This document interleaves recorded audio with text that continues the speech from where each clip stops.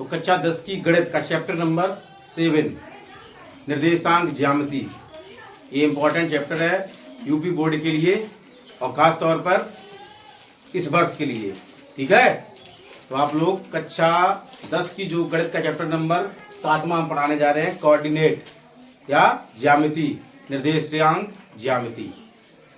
ठीक है, उसे बहुत ही मेहनत से पढ़ेंगे। यदि किसी भी टॉपिक में या कहीं भी आपको दिक्कत आ रही है तो ज़रूर बताएं। ठीक है, सभी छात्र और छात्राएं खासकर बोर्ड पर ध्यान देगी, कॉपी और किताब में नहीं। जब तक हम बोलेंगे तो बोर्ड पर उनकी नज़र होनी चाहिए।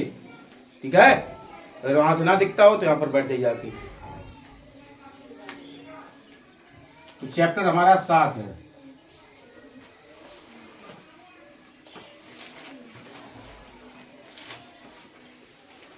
Coordinate geometry.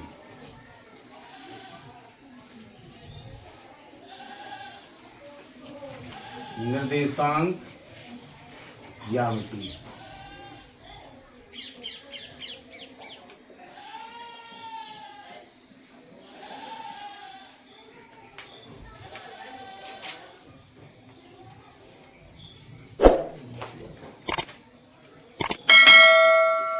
तो चैप्टर नंबर 7 शुरू करने से पहले हमें कक्षा 9 की जो बेसिक फॉर्मूले और बेसिक अक्षों का ज्ञान वो अच्छी तरीके से आता हो, तभी हम कक्षा 10 की निर्देशांक ज्यामिति हम लगा पाएंगे।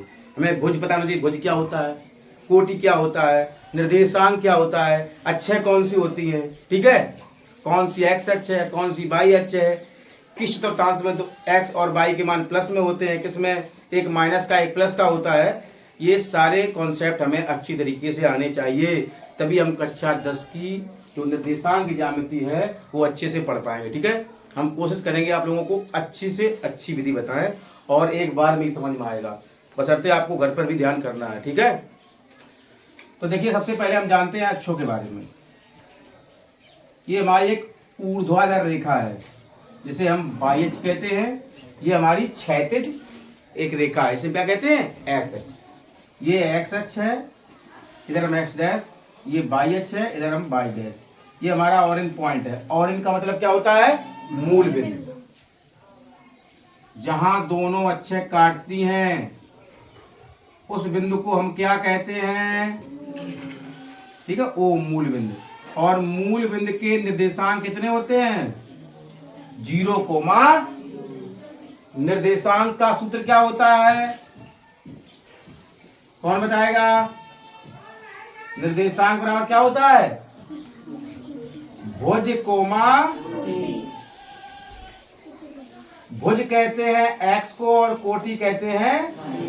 ठीक है, यहां पर एक्स प्लस के होंगे, यहां पर वाई प्लस के होंगे, यहां पर माइनस के, और यहां पर भी ध्यान लिख देते हैं। डैश वाला पक्ष हमेशा किस में होता है, माइनस में। ठीक है, ये चतुर्थांश है, चतुर्थांश में 4 भाग होते हैं, फर्स्ट, सेकेंड, थर्ड और फोर्थ। तो आपसे कहा जाए फर्स्ट भाग के निर्देशांक बताइए। अब निर्देशांक का सूत्र क्या होता है, भुज कोमा, तो फर्स्ट भाग के लिए भुज कायम आएगा और कोटि, तो हम कहते हैं कि प्लस कोमा प्लस वाले निर्देशांक किस चतुर्थांश में होंगे, तो आप बताएंगे पहले में। उदाहरण जैसे कहते हैं 2,3, बताइए किस चतुर्थांश में है, तो देखो आप भुज भी प्लस में है और कोटि भी प्लस में है। इसमें भुज कौन सा है, कोई तो बताइए, 2। एक्स को क्या कहते हैं, भुज, आगे वाली संख्या को हम भुज या एक्स का मान कहते हैं और पीछे वाली संख्या को हम कोटि या वाई का मान कहते हैं। ठीक है, अच्छा बताइए 2,0 किस चतुर्थांश में होगा,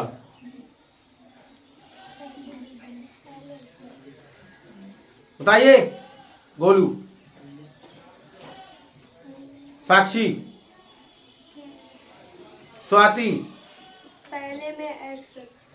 पहले में नहीं कहेंगे, क्या कहेंगे, एक्स अक्ष पर जिस निर्देशांक का भुज या कोटि शून्य हो वह चतुर्थांश में नहीं हो सकता।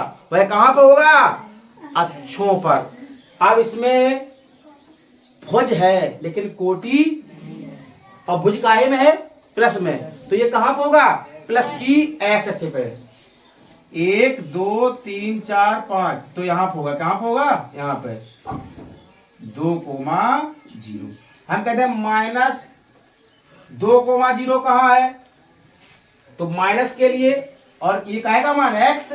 माइनस वाले धरे होते तो माइनस के लिए कहाँ हो जाएगा? यहाँ पे। समझ में आई बात कि नहीं आई? समझ में आई? अगर किसी भी निर्देशांक का कोई भी कोटि या भुज शून्य है तो वह किसी भी चतुर्थांश में नहीं होगा। कहाँ होगा वो? अक्षों पर, या तो एक्स अक्ष पर, या एक्स डैश अक्ष पर, या वाई अक्ष पर, या वाई डैश अक्ष पर। चिन्ह के साथ उसे हम रख देंगे। ठीक है। अब जैसे दूसरे का हमें निकाल ले हैं तो उसमें दूसरे के लिए भुज क्या है? माइनस, और कोटि क्या है? प्लस। तो दूसरे में निर्देशांक आएंगे माइनस कोमा प्लस। तीसरे के लिए देखिए, तीसरे के लिए भुज काहे में है? माइनस में, और कोटि भी। चौथे में भुज है प्लस में और कोटि काहे में है? बताइए कोई दिक्कत? हम कहते हैं -7,2 बिंदु को ग्राफ में दर्शाइए। ठीक है। तो इस रेखा को भी आप और इस रेखा को भी आप पटरी की सहायता से बराबर बराबर भागों में बांट लेंगे। इस पर भी 7 रेखाएं और इस पर भी 7 रेखाएं। अब -7 तो x का मान -7 कहाँ होगा? 1 2 3 4 5 6 7। -7 यहाँ हो गया। और 2 कहाँ होगा? ये 2 काहे का मान है? y का।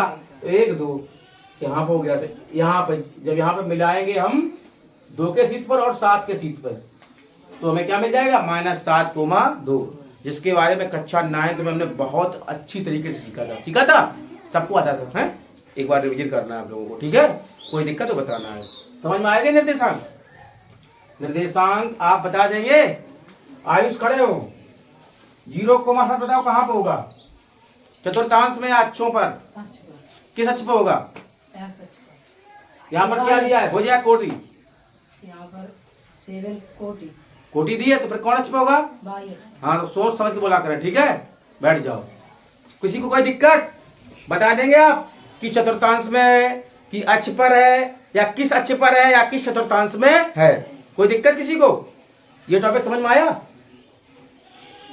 सबको? ठीक है। अब हम चलते हैं दूसरे टॉपिक पर।